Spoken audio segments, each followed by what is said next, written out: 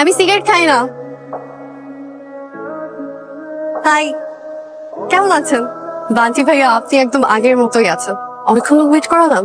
বান্টি ভাইয়া, কি হলো? আপনি কি আগের মতোই চুপচাপ আছেন? বান্টি ভাইয়া, কি হলো? হা করে তাকিয়ে কেন আছেন? আপনার মুখে তো মশা মাছে ধুলাবালি সবকিছু ঢুকে যাবে। চিনতে পারছেন আমাকে?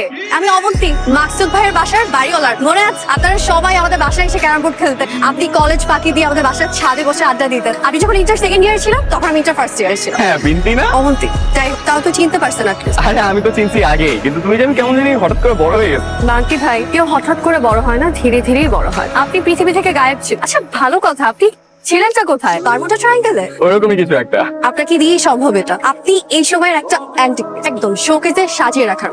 হাসিটা সুন্দর, আগেও সুন্দর ছিল, এখন আগের থেকে আরো বেশি সুন্দর হয়েছে। তো তুমি এখানে? মাসুদ ভাই পাঠালো আপনাকে নিয়ে যাওয়ার জন্য, গাড়ি নিয়ে আসছে। ড্রাইভার কোথায়? বান্টি ভাই, আমি গাড়ি চালাবো, চলে।